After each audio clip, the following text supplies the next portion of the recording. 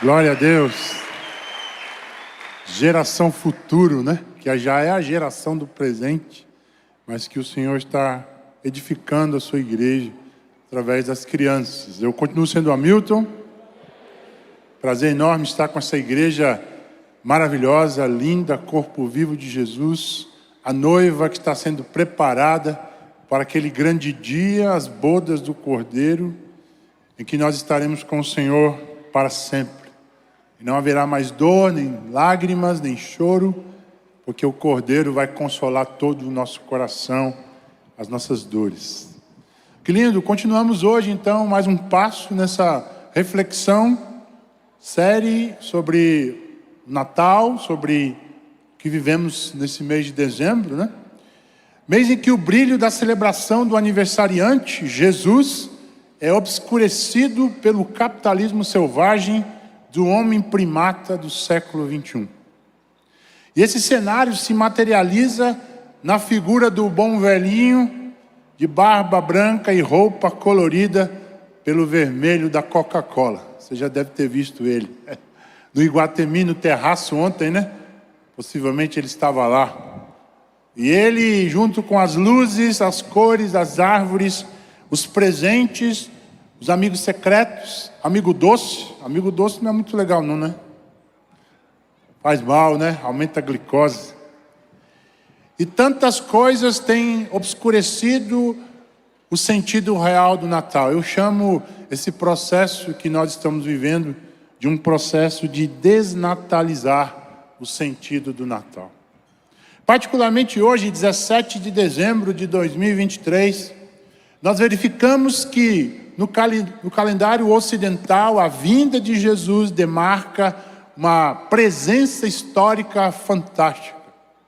No Ocidente, a história é contada antes de Cristo, depois de Cristo. Porém, no Oriente, sobretudo, podemos citar o exemplo dos judeus. Os judeus estão hoje no ano 5.784. E cadê Jesus na história? Exatamente porque eles não reconheceram a presença poderosa do Deus que se fez gente como a gente, na pessoa de Jesus. Assim como está descrito em João capítulo 1, verso 11 e 12. Ele veio para o que era seu, mas os seus não o receberam. Diante disso, quando nós pensamos no tempo e no espaço, nós falamos da história. E como brasileiros e nordestinos que nós somos, e eu sou paulista de nascimento, conterrâneo do pastor Armando, e talvez mais alguns paulistas aqui entre nós, mas sou cearense de coração, já há 15 anos aqui, junto desse estado, dessa cidade maravilhosa. E o cearense gosta de causos, né? Aquele bate-papo informal, sentado na varanda da sua casa, numa cadeira de balanço, falando da vida, falando das pessoas, muitas vezes falando mal da vida alheia, né? Mangando do povo que passa na rua. Você faz isso? Você fica mangando. Olha o cabelo daquele ali. Vixe, meu Deus do céu. Falando da política, do futebol. E aí as pessoas vão passando na rua e você vai dando risada e assim a noite chega, né? E nesse contexto surgem figuras emblemáticas aqui no Ceará, como o Seu Lunga. Você já deve ter ouvido falar dele, né? O Seu Lunga é um contador de caos do tipo tolerância zero. Conta-se um caso, né, que o Seu Lunga estava em casa e resolveu tomar um café. Ele disse para a mulher, traz um café. Aí a mulher disse, é para trazer na xícara? Não, traz no chão, depois traz com rodo. Cabra bruto, né? Cabra intolerante, né? Será que você é assim com a sua mulher, com o seu marido, com o seu filho? A gente acaba tendo essa síndrome do Seu Lunga ao longo da vida, porque somos marcados por dores, por problemas existenciais. Meu pai foi assim, eu sou grosso com os meus filhos. Deus pode estar falando com você hoje aqui, transformando os seus lungas da vida em homens e mulheres mansos e humildes de coração. Esses casos, então, são muito engraçados e, portanto, são passados diante de gerações, né? Através da oralidade. Entretanto, o grande problema é dessa tradição que quem conta um conto, aumenta um ponto. Não há como ter certeza da veracidade da história, pois é recontada a partir de critérios sem veracidade, ou aliás, pela ausência de critérios e de registros fidedignos do que realmente aconteceu. Além da questão da subjetividade e da oralidade, nós vivemos uma sociedade relativista que prefere o sentir do que o pensar. Nós gostamos de coisas que nos trazem experiências sensoriais. E você sabe que a publicidade toca nisso. Quando você olha uma propaganda, ele quer transformar você em alguém que tem uma experiência sensorial. Ninguém vende mais coisas. As pessoas vendem sentimentos, sensações. Mas isso, a gente gosta das coisas que nos trazem sensações, mas que não mexem com a nossa vida. Que não confrontam o que nós pensamos, o que nós sentimos ou o que nós fazemos. Sendo assim, não existe mais a verdade, mas a minha verdade, a sua verdade. Vivemos esse mundo relativista. A história, por outro lado, faz parte do campo das ciências humanas e sociais aplicadas. Conheço alguns professores de história desta congregação. E nós compreendermos que a história, o campo da história, é sobretudo por um viés marxista e ateísta. Nós não temos na história uma perspectiva divina e uma perspectiva que a história terá cabo, como a escatologia, a história bíblica apresentam-nos. O que nós temos hoje é uma perspectiva da micro-história, é o que acontece com o indivíduo em um lugar, em um determinado contexto. E aí a verdade não existe, existe a verdade daquela localidade, daquele espaço. Como diz Boaventura de Souza Santos, um sociólogo português, de que todo conhecimento na pós-modernidade é autoconhecimento. O local é base para a construção do global. A parte constitui o todo. E nessa pluralidade de vozes e sentidos sobre a vida, o homem, a natureza, a história, a religião, quem é Jesus? Que figura é essa que invadiu a história e determinou a contagem do tempo? Por que a aversão dos homens a essa pessoa chamada Jesus? O que ele nos oferece de perigo?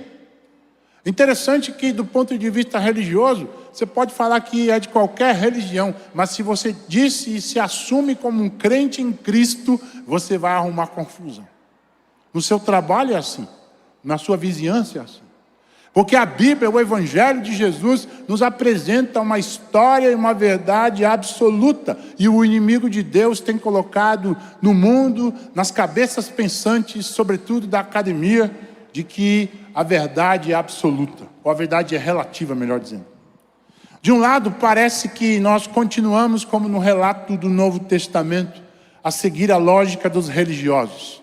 Solta Barrabás, crucifica Jesus. Quantas vezes essa semana você soltou o Barrabás que está dentro de você? O vilão, o ladrão, aquele que veio para matar, roubar e destruir. Ao invés de soltar e deixar Cristo viver através da sua vida. Quanto temos dado de conta a Barrabás e quanto temos dado de conta de viver Cristo. Assim paira sobre nós este fetiche de soltar o vilão que habita em nós, em detrimento do Cristo que quer nos libertar da prisão da alma. Eu costumo dizer que dentro de cada ser humano existe um pequeno Hitler. Dentro de mim existe, dentro de você existe. Não fora o Senhor que entrasse na minha vida e me trouxesse a sobriedade, o equilíbrio, eu era capaz de fazer tanta coisa e tanta atrocidade. Eu e você somos assim. Então, quando você olhar para um pecador, para alguém atrás das grades, olhe com misericórdia. Porque eu e você poderíamos estar naquela situação, não for a graça e a misericórdia do Senhor. Por outro lado, os ateus teóricos reconhecem todo tipo de misticismo humano. mas não conseguem dar ouvidos, pelo menos, à voz do Senhor, na pessoa de Jesus, Jesus que veio entre nós, gente como a gente. Então, diante da possibilidade da história verdadeira e da verdade da história, hoje Jesus, o Senhor, refaz a pergunta que ele fez àquela grande multidão que estava atrás dele apenas pelo alimento. Em Mateus capítulo 16, verso 13, quem dizem os homens que eu sou? Ele faz essa pergunta para você hoje. Quem é Jesus para você? O que ele faz? O que ele é capaz de fazer? A resposta a essa pergunta pode mudar a nossa vida e dar-nos significado e redimensionar a nossa existência individual e comunitária. Por isso nós vamos ler o texto de 1 Timóteo capítulo 3, versos 14 a 16, que nós cantamos lindamente aqui na musicalidade desta banda da IBC, louvado seja Deus por eles, e a música de Kleber Lucas.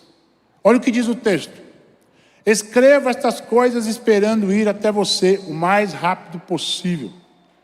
Mas se eu demorar, saiba como as pessoas devem comportar-se na casa de Deus, que é a igreja do Deus vivo, coluna e fundamento da verdade.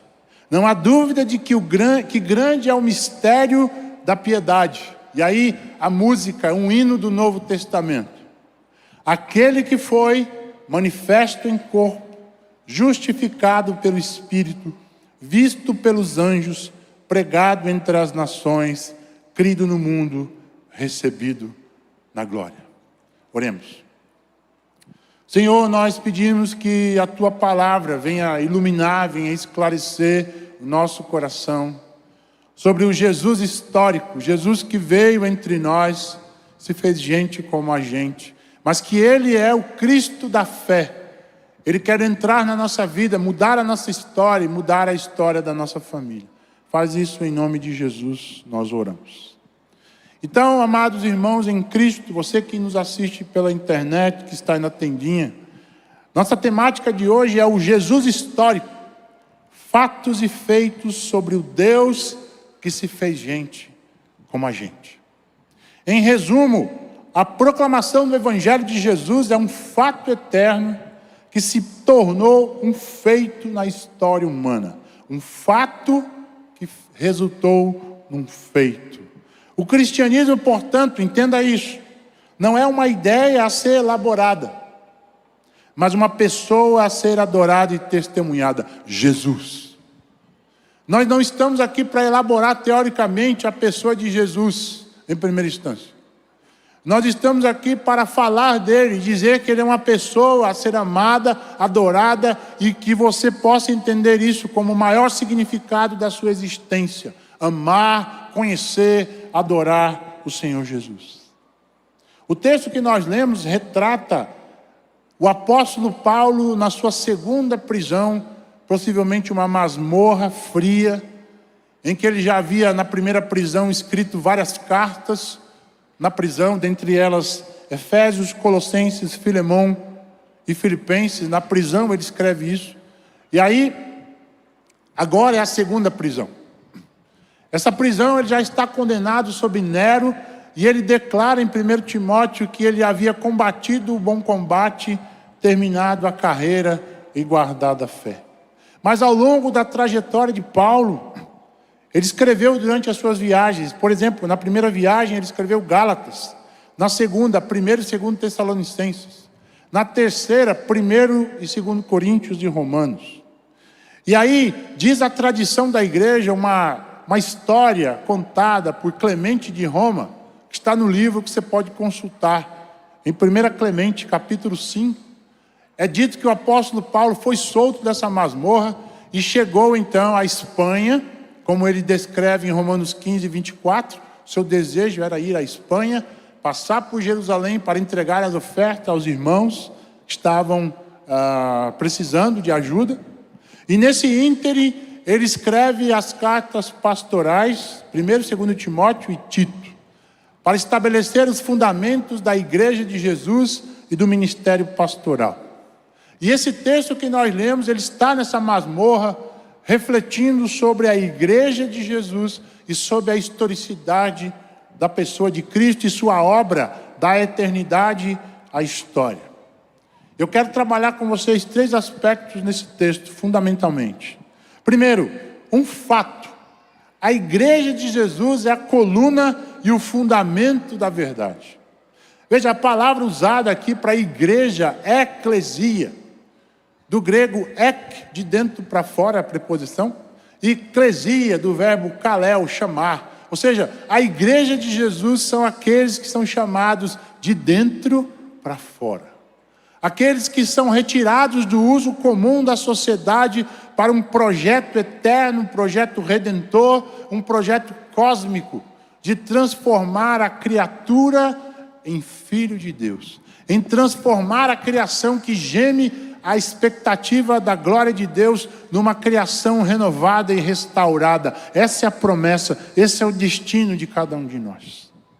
Às vezes nós nos perdemos, gente, na trajetória da vida e nós ficamos pensando nas micro-histórias, na minha história, na história do outro, e eu não consigo ter uma visão de águia, eu tenho uma visão de galinha, próximo a mim apenas, eu consigo enxergar o meu umbigo. Mas Deus essa noite quer nos chamar e fazer-nos entender que a igreja de Jesus é esse lugar onde nós fomos resgatados para resgatar outros. E a igreja é estilos, é coluna, é pilar, é fundamento da palavra de Deus. E olha que interessante, a igreja é fundamento, mas a palavra de Deus é a fundação. Veja, Efésios capítulo 2, verso 20. Nós fomos edificados sobre o fundamento dos apóstolos e dos profetas, tendo Jesus Cristo como pedra angular. Jesus é a pedra angular desse edifício, e cada um de nós em particular somos as pedras vivas que estão sendo construídas para esse grande edifício, para a glória de Deus. Essa é a igreja de Jesus. Você faz parte dela. Você pode glorificar a Deus porque você é uma pedra desse edifício de Jesus. Glória a Deus. Deus está construindo uma grande humanidade, uma nova criação, uma grande família. Veja as figuras que a Bíblia usa para a igreja: família, edifício, corpo. São figuras que nos apresentam a relação do um com todos, do individual com o coletivo. Então a igreja é o fundamento, mas não a fundação da verdade, que é a palavra de Deus dada aos apóstolos e profetas. A nossa fé então está firmada em verdades inabaláveis. Portanto, não pode colocar, ou nós não podemos colocar outro fundamento na nossa fé, a não ser Cristo Jesus. A questão é que a nossa fé se torna bastante volúvel, volátil, porque nós colocamos outros fundamentos na nossa vida. É o dinheiro, é a mulher, é o marido, é o filho, é a poupança. Está difícil fazer poupança hoje, né? Mas a gente coloca nessas coisas as bases da nossa vida. E quando essas coisas começam a dar errado, a gente fica triste. O desemprego bateu, acabou a vida. Por quê, irmão? Supera isso em nome de Jesus. Vamos aprender um processo de maturidade da igreja de Jesus, que aprende como Paulo a estar contente em toda e qualquer situação, tendo muito ou tendo pouco, tendo nada ou tendo alguma coisa, porque nós podemos todas as coisas em Cristo que nos fortalece. Como diz 1 Coríntios 3, 10 e 11, conforme a graça de Deus que me foi concedida, eu, como sábio construtor, ó, você que é membro da igreja de Jesus, cuida de gente, cuida de famílias. Você precisa ser esse sábio construtor que lança o alicerce e o outro está construindo, né? Contudo, veja cada um como constrói, porque ninguém pode colocar outro alicerce a não ser esse que está posto, que é Jesus Cristo, a pedra angular da igreja de Jesus, a pedra angular da sua vida. Não sustente a sua vida em líderes. Não sustente a sua vida no marido, Não sustente a sua vida na mulher, no filho, meu irmão. Jesus quer nos fazer amadurecer a fé através da sua igreja. E como é que eu fico, então, exercitado e vacinado para conhecer o falso e o verdadeiro? Veja, aquelas pessoas que trabalham na Casa da Moeda, é muito interessante. Tem um processo enorme para chegar lá no local de trabalho, né? Assim como no sistema prisional também, federal. Você tem várias cancelas de detector de metal para você entrar, checar e tudo mais. E lá dentro, o pessoal da Casa da Moeda só trabalha com notas verdadeiras. E acostumando com as notas verdadeiras que nós vamos identificar as notas falsas. Assim como nós também na Igreja de Jesus e na caminhada cristã, você precisa se acostumar com a nota verdadeira. Para que quando vier a nota falsa, você identifique, não é de Deus. E você fique vacinado com a verdade da palavra de Deus, que quando o erro vier, a coisa contra a vontade de Deus, você se levanta e diz, isso não é de Deus. Então, na era das fake news, nós precisamos entender que a Igreja de Jesus é a coluna e o fundamento da verdade. Não por exclusivismo institucional, isso é muito importante. Não é que a Igreja de Jesus é dona de toda a verdade sobre o mundo. Não, não. Não é um fator institucional, mas é um fator dado pela palavra de Deus, que é a nossa regra de fé e prática. A palavra de Deus é a nossa verdade, é a sua verdade, deve ser a nossa verdade. Então, o nosso desafio de viver a verdade todo dia. Será que essa semana aí você mentiu para sua mulher? Não? Ah, pastor, às vezes eu faço assim uma meia mentira, né? Tipo assim, ela diz assim, você está onde? Estou saindo do trabalho. Mas você está lá no trabalho ainda. Você não saiu. Esse gerúndio é osso, não é não? Estou saindo, estou chegando. Fala, meu amor, ainda não saí. É mais fácil, né? Mas a gente fala, estou saindo só para liberar, deixar limpo, para ela não brigar. É ou não é, meu irmão? Você fala isso, não fala? Fala a verdade. A verdade vai ser sempre mais barata. A verdade vai livrar você de ter boa memória. Sempre, né? Em segundo lugar, os feitos do Jesus da igreja, da eternidade para a história. Agora o texto vai declinar a obra de Jesus da eternidade para a história. Vamos juntos. O texto fala sobre a encarnação, sobre a aceitação do sacrifício e sobre o testemunho sobre Jesus. Vamos lá. A encarnação. Ele foi manifesto em carne. Assim como diz o texto de João 1,14, o Verbo se fez carne e habitou entre nós, cheio de graça e de verdade. E nós vimos a sua glória, glória como do unigênito do Pai. Isso na cabeça do judeu e do grego não entra, né? Porque o grego entende a divindade como algo distante. Os deuses gregos não se misturam, não têm comunicação com um ser humano. Há um Deus mediador, Deus Hermes, daí a palavra hermenêutica, né? De intérprete. Mas ninguém tem acesso a Zeus e Zeus não fala com o ser humano. Então os gregos não entenderam muito bem isso daí. Por isso que João escreve que Jesus assumiu a forma humana. Deus se fez gente como a gente. E os judeus acreditavam que Deus é um só. E ele não se manifesta em três pessoas, Pai, Filho e Espírito Santo. Mas na Trindade nós entendemos que ele se fez gente como a gente. E a encarnação é algo profundo, meu irmão. Valdir Storinagel disse que a encarnação de Jesus não é panfletária, ela é uma linguagem. O que quer dizer isso? Você vai entregar um folheto para alguém, né, sobre Jesus, você entrega um papel. Você não está entregando Jesus. Então, quando Jesus assume a forma humana, ele toma a forma humana, ele não faz isso de forma panfletária. Ele faz isso de forma a se tornar uma linguagem. Deus se fez gente como a gente. Ele sente a minha dor. Ele sente a sua dor. Imagine um Deus que se reduz para sentir o que nós sentimos. Ele conhece a sua dor hoje à noite. Ele conhece a sua ansiedade que você trouxe hoje. Ele conhece o seu desespero. Ele conhece a luta financeira que você está passando. A luta com o seu filho. Quem sabe rebelde. Ele sabe disso. Ele sabe da minha dor.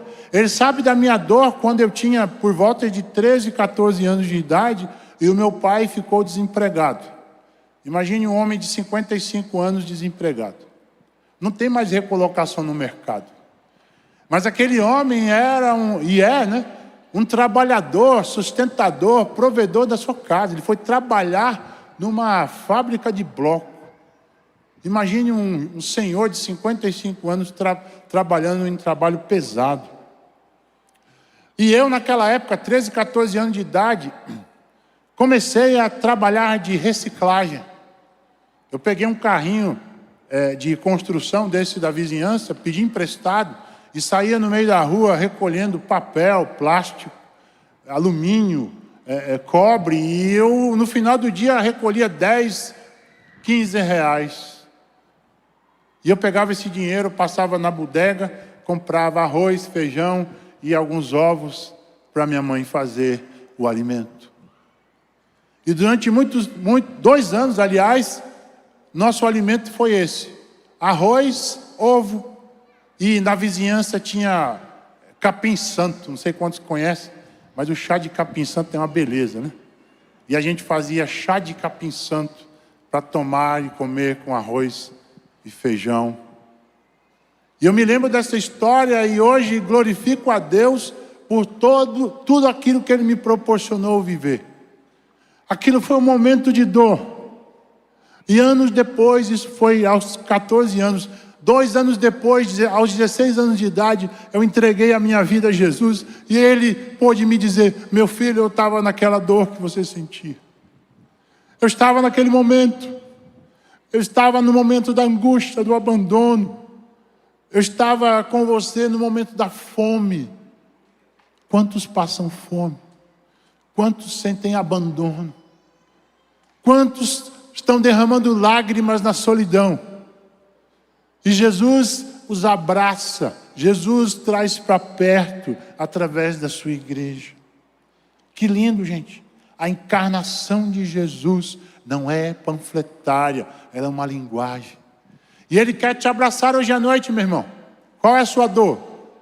Hebreus capítulo 4, verso 15 e 16 diz que nós não temos um sumo sacerdote que não possa se compadecer de nós. Mas Ele em tudo foi tentado, mas sem pecar. E Ele conhece a sua dor, Ele conhece a minha dor. Você pode confiar nele. O texto fala também que o seu sacrifício foi aceito, ele foi justificado em espírito. Verso 16. Como ele sendo o Cordeiro de Deus que tira o pecado do mundo. A Bíblia diz que ele entregou a sua vida como um sacrifício por nós. E quando os céus se abrem, aquele momento de trevas sobre a natureza, o Pai do céu brada fortemente e diz: está consumado. O sacrifício de Jesus foi aceito. E Ele morre de braços abertos para abraçar cada um de nós nessa noite. Glória a Deus.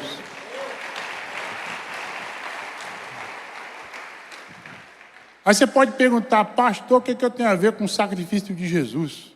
O cara morreu lá atrás, há 2000 anos. O que eu tenho a ver com Adão, que pecou? Não tem nada a ver com Adão. Meus irmãos, a Bíblia trabalha com o princípio sociológico de um para todos. Romanos capítulo 5 diz o seguinte, verso 12 em diante: por um homem entrou o pecado no mundo, Adão. Mas pela justiça de um homem, a salvação entrou na vida da humanidade, Cristo Jesus. Isso acontece, glória a Deus, pode aplaudir o Senhor. Você pode questionar a Bíblia, mas isso acontece na sua vida. Você é pai, se você cometer um erro, acabou a sua família. Um para todos. Se você trair sua mulher, sua família está desfacelada. Se você for um mau administrador das finanças, sua família está acabada. Um para todos. Mas se você for um bom homem, um homem de Cristo, um homem de Deus, um homem que cuida da sua família, a bênção vai chegar à sua casa também. Por que não entender esse princípio sociológico? É bíblico, é sociológico. Um para todos. Interessante, o texto também fala sobre, verso 16, que ele foi contemplado por anjos. Em Mateus 28, verso 2 diz, no momento em que Jesus havia ressuscitado, Maria foi ver o sepulcro, a pedra estava retirada e de repente ela percebe que não tem nada, só os lençóis de Jesus. Ela fica assustada. Cadê o corpo do mestre? Onde está ele? Aí os anjos dizem, por que vocês estão procurando o Senhor Jesus aqui? Ele não está aqui, veja que o túmulo está vazio, ele ressuscitou. Vocês creem nisso? Jesus está vivo? Nós somos crentes em Cristo, crentes num Cristo vivo, que conhece a nossa vida, a nossa luta. No ônibus, ele está lá com você. No momento de dor, lá do leito de morte, ele está com você. É o Jesus vivo. Todos os mestres de todas as religiões estão mortos, meu irmão. Buda, Maomé, Allan Kardec, Confúcio, todos eles estão debaixo da terra. Mas se você for lá em Jerusalém, você vai ver o túmulo vazio. Ele não está lá. Aleluia! Ele não está lá. Cristo está vivo. Jesus ressuscitou. A igreja é desafiada hoje à noite a uma fé viva em Cristo em todo o tempo. Porém, ao longo da história, no século XIX, a fé cristã, a Bíblia, foi colocada, foi descortinada ou dissecada nas universidades da Alemanha. E aí o criticismo bíblico aparece, os ateus começam a estudar a Bíblia, e surge um homem chamado Rudolf Bultmann, no século XX, em que o seu objetivo é pegar o Novo Testamento e espremer o Novo Testamento do que diz respeito ao Cristo da fé, ao Cristo que faz milagres, para ver o que sobra, e ele chama isso de o Jesus histórico. Bultmann dizia que o Jesus histórico é o que existe. Era um homem bom, um homem da ética, mas ele não era divino. Mas a palavra de Deus diz, e nós lemos em Mateus capítulo 27, verso 54, no momento da crucificação, quando o centurião e os que com ele vigiavam Jesus, viram o terremoto e tudo o que havia acontecido, e ficaram aterrorizados, exclamaram, verdadeiramente este era o Filho de Deus. Ele não é meramente o Jesus histórico que invadiu a nossa história e o calendário nós contamos antes e depois de Cristo. Também é. Ele é o Filho de Deus também. Ele está à direita do Pai em majestade, como diz Timóteo. Jesus Cristo, homem. Deus se torna gente como a gente na pessoa de Jesus. E essa condição, gente, ela é irreversível. Ao lado do Pai em majestade, nós temos um advogado que advoga as nossas causas. E diz a Bíblia que está lá à direita do Pai, Cristo Jesus, homem. Então, quando você está com luta, é Ele que intercede junto ao Pai. Ei, Pai, ajuda a Maria. Ela está com um problema no casamento. Dá uma força para ela lá. E não bastasse a intercessão de Cristo, o advogado, nós temos a intercessão do Espírito Santo que habita em nós, e que em alguns momentos da vida nós não conseguimos orar como convém. Mas Paulo diz que Ele intercede por nós, até mesmo com gemidos inexprimíveis. Amados irmãos, existem momentos da nossa vida que nós não conseguimos falar, e nem orar a Deus com palavras. Tamanha a dor que nós estamos vivendo. Mas o Espírito de Deus nos faz traduzir essa dor em gemidos inexprimíveis. E o Espírito de Deus nos faz orar a Deus Pai, que recebe a nossa oração e nos consola, nos conforta. Usa um irmão para nos dar um abraço. Que lindo! Esse é o Jesus histórico, que também é o Cristo da fé. Mas ele foi historicamente visto em 1 Coríntios 15, 5 a 8, diz o seguinte: Jesus, após a ressurreição, apareceu a Cefas, a Pedro, e mais tarde aos 12. Depois disso, apareceu a mais de 500 irmãos, de uma só vez, a maioria dos quais ainda vive, embora alguns já tenham adormecido. Em seguida, apareceu a Tiago e então a todos os apóstolos. Finalmente, como a um que nasceu fora do tempo, Paulo diz, ele apareceu também a mim. Olha o testemunho, a testemunha ocular dos apóstolos de Jesus. Não bastasse isso, nós temos testemunhos na história também. Flávio Joséfo, um judeu do primeiro século, no livro Antiguidades Judaicas, fala que Jesus seria um mestre responsável por feitos extraordinários, e foi crucificado a mando de Pôncio Pilatos. Se você é historiador, quer tirar a dúvida, abra quando chegar em casa a Antiguidade Judaica, de Flávio Joséfo. Você vai ver o relato histórico sobre a pessoa de Jesus. Mais um, Tácito, também historiador romano, conta na sua obra Análise, que Jesus foi crucificado sob Pôncio Pilatos e na época do imperador Tibério, assim como está descrito em Lucas capítulo 2, verso 1. A Bíblia é um documento histórico. A fé que nós temos não está num conto de carochinhas. Esse documento é história, meu irmão. Mas mais do que história, ele é o pão, ele é o alimento para a sua vida diária. Quanto você tem dedicado para conhecer Jesus através da sua palavra? Será que a palavra de Deus tem ficado na sua estante? E alguns mais místicos abrem no Salmo 91 para espantar o mal olhado. Mas o que diz o Salmo 91, né? Aquele que habita no esconderijo do Altíssimo, a sombra do Onipotente, nele vai descansar. O Salmo 91 não é para qualquer pessoa. O Salmo 91 é para aquele que habita no esconderijo do Altíssimo. Você habita no esconderijo do Altíssimo? A sombra das suas asas. Uma metáfora de Deus como uma grande galinha que abraça, que acolhe, que aquece os seus pintinhos.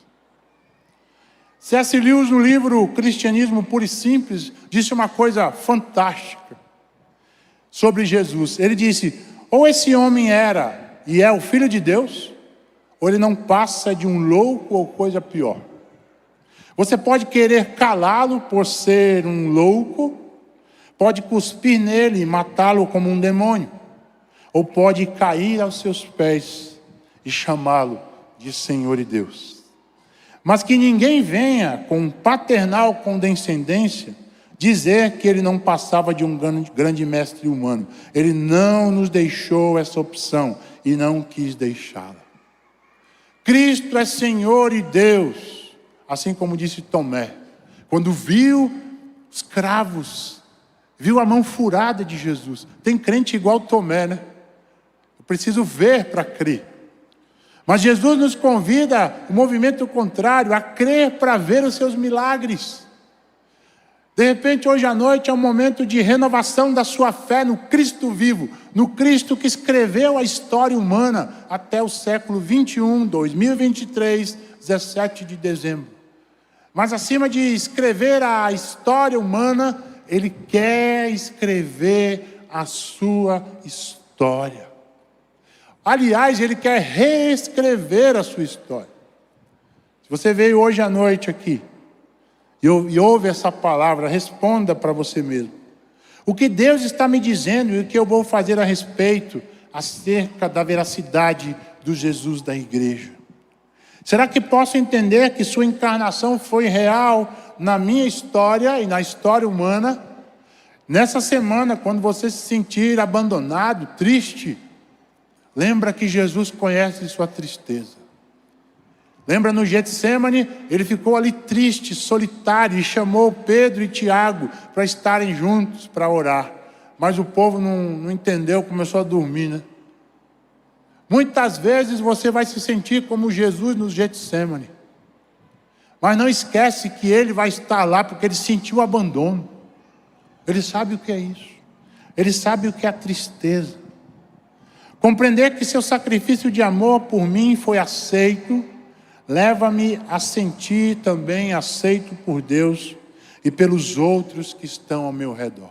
Uma pessoa que recebe Jesus em seu coração é atribulada, triste, abandonada, estressada. O mundo está estressado, né? O Espírito de Deus entra nessa vida, que entrega a sua vida a Jesus, e transforma esse homem estressado, essa mulher estressada, numa pessoa mansa e humilde de coração. Transforma a linguagem. A pessoa falava de 10 palavras, 20 era palavrão, né?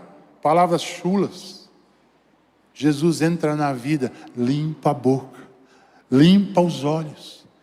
Era um cara viciado em pornografia. Jesus limpa os seus olhos para ver a glória de Deus.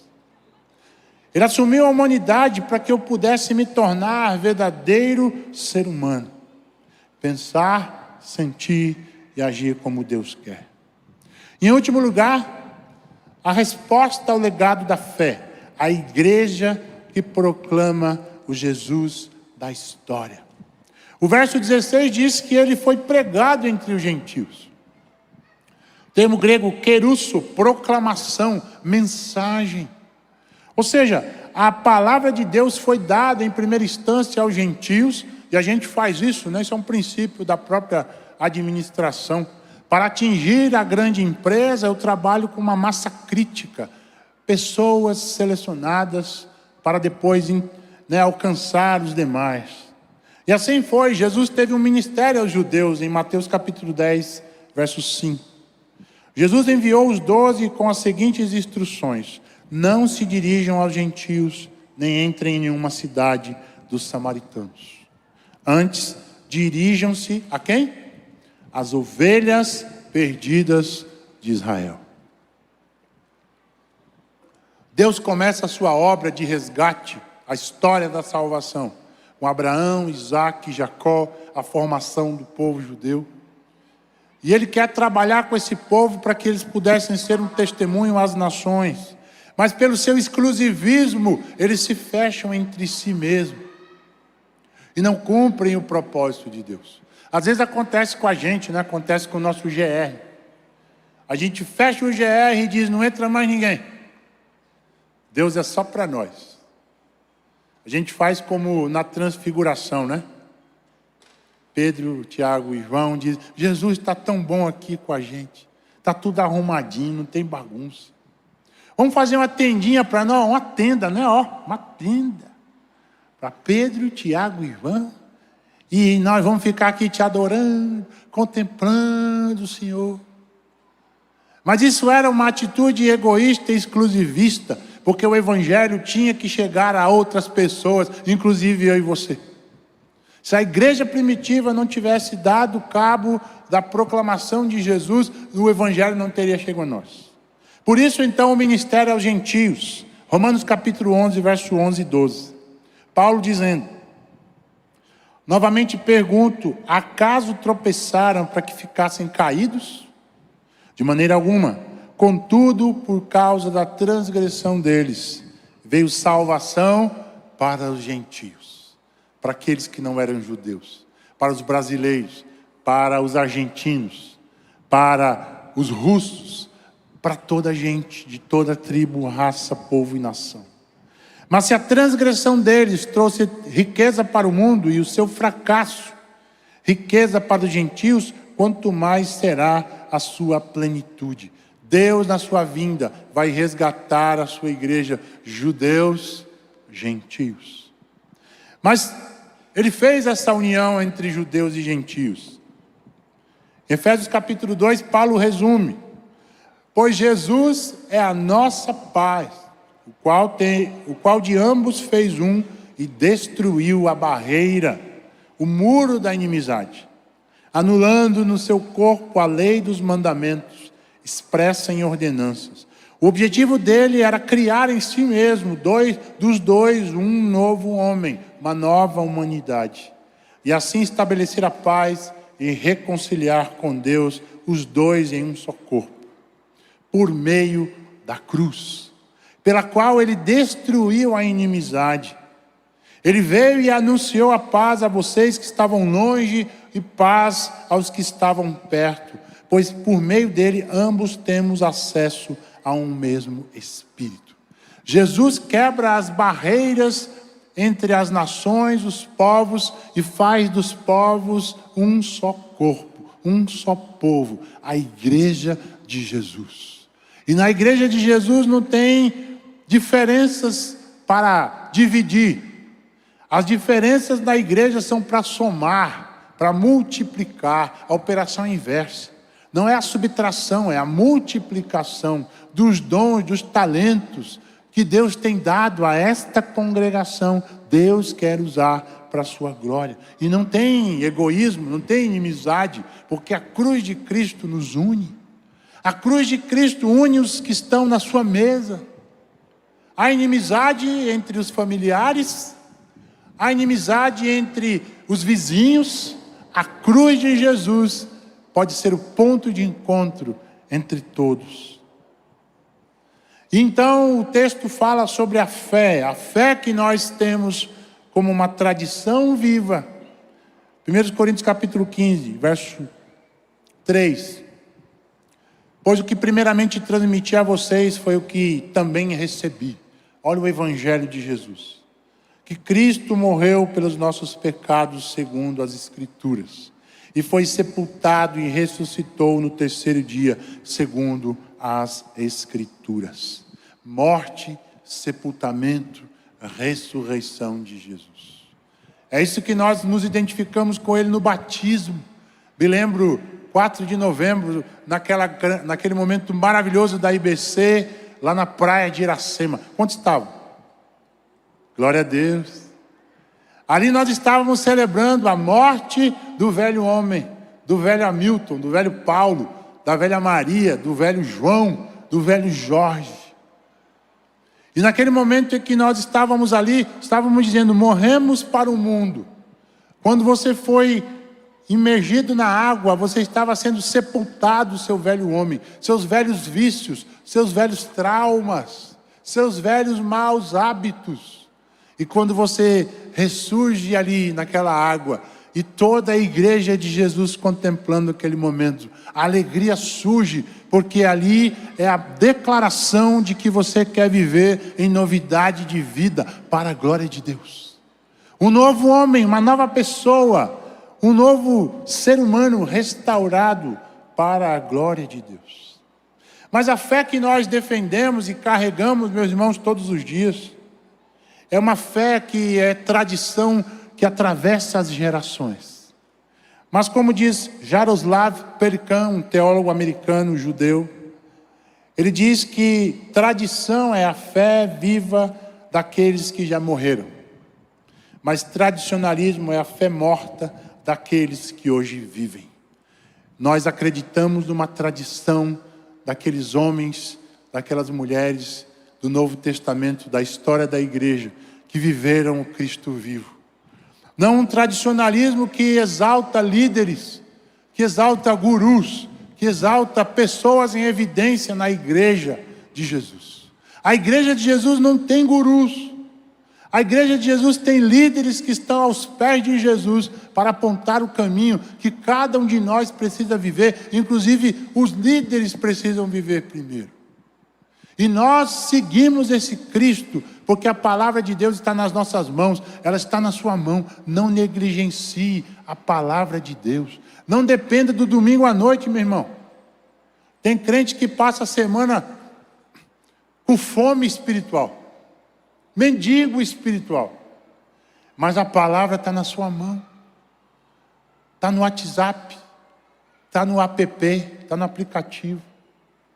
E porque nós deixamos a palavra de Deus para terceiro, quarto, quinto lugar na nossa vida.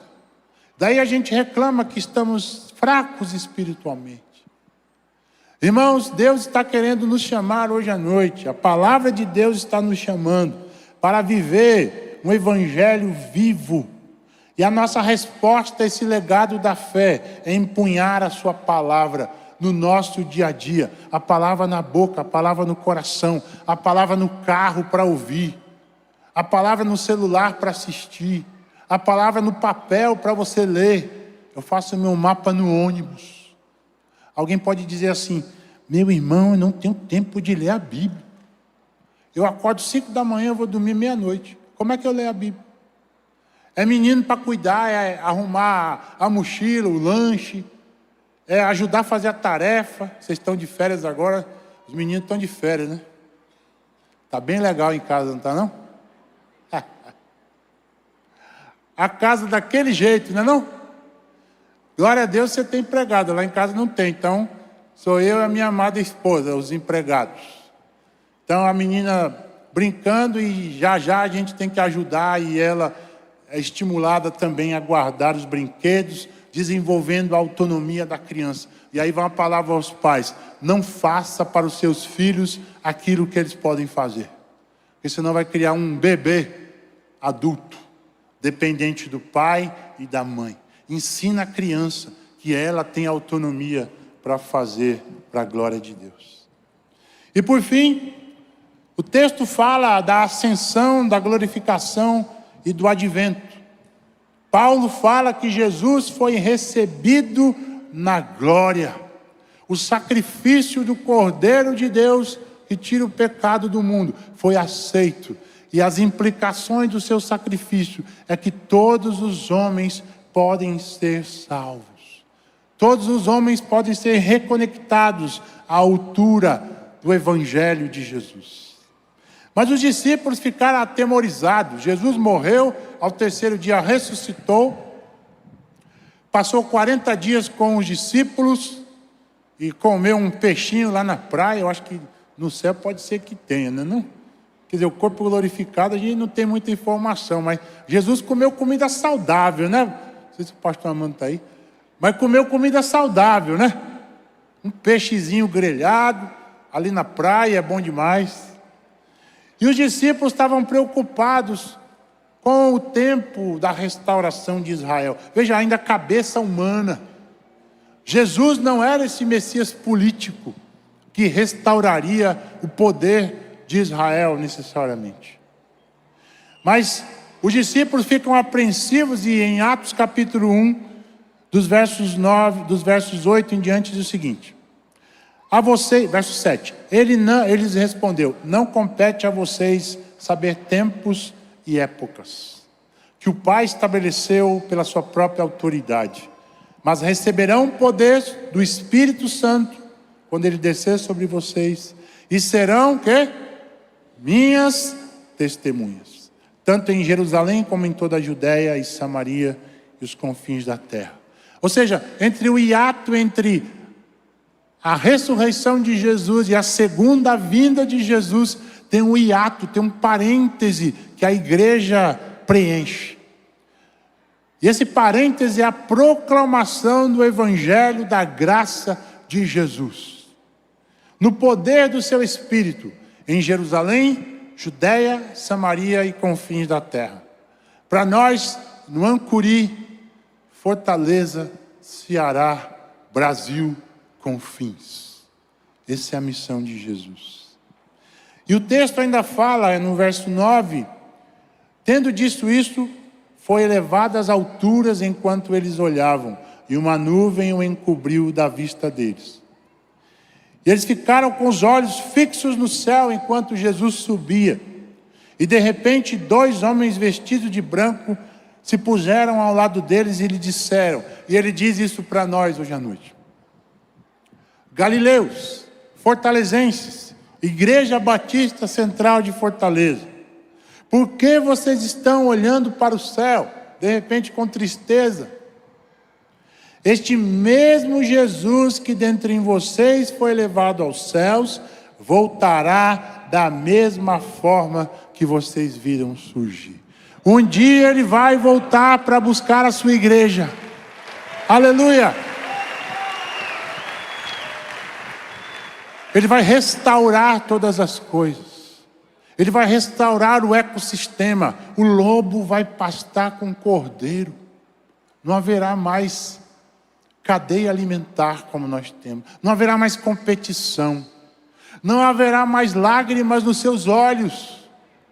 Porque Jesus vai enxugar todas as lágrimas de cada um de nós. Você está chorando, meu irmão? Chore na presença de Deus. É bom demais, isso lava a alma. De repente você veio hoje aqui carregado emocionalmente.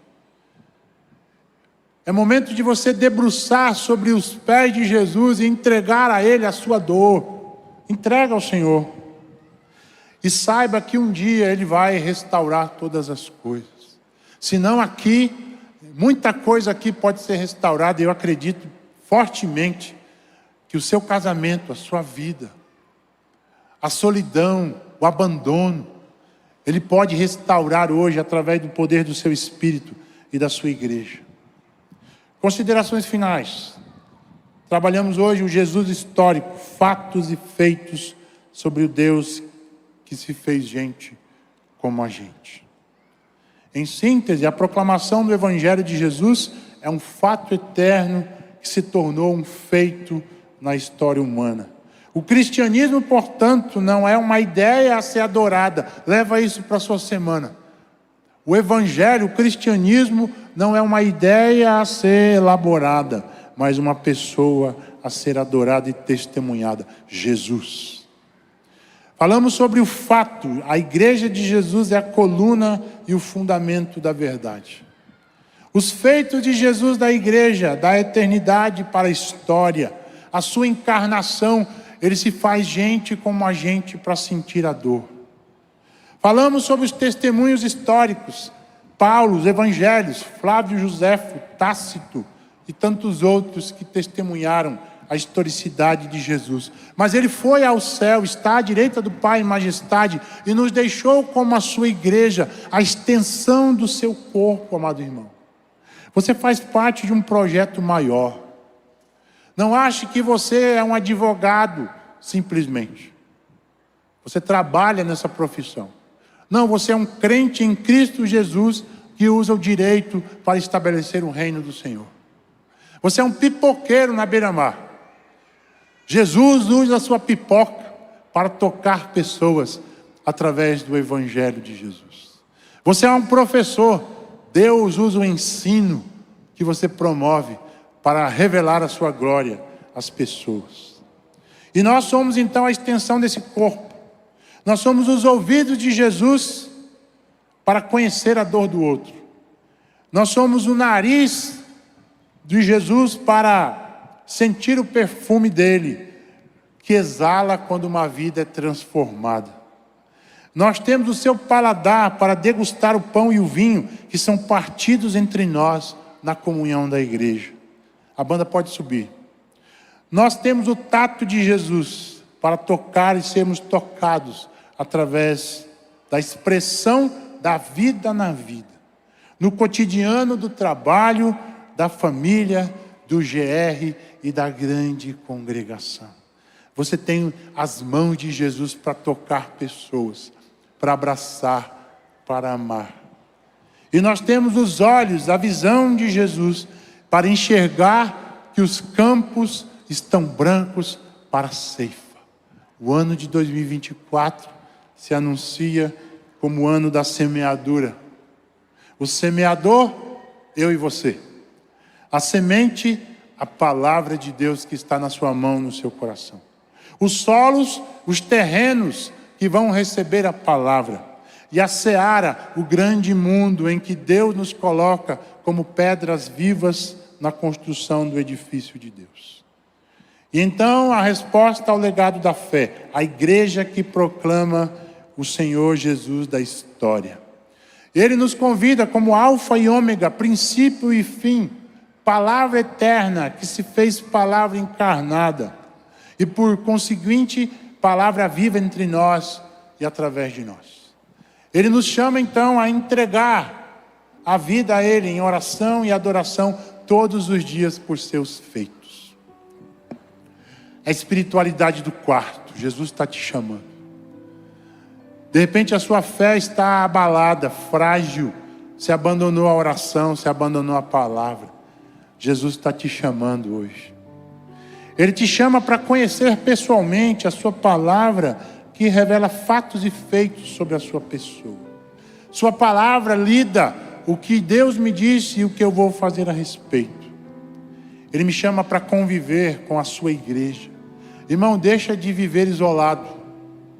O Senhor quer te chamar para convivência, para comunhão, para estar perto, na espiritualidade da mesa. Ele nos chama, por fim, para proclamar de fato o seu amor com a nossa vida. Com tudo que temos e somos, fazendo isso em memória dele, até que ele venha. Louvado seja Deus. Enquanto nós vamos cantar essa música, reflita na palavra de Deus. E ao final vamos orar encerrando.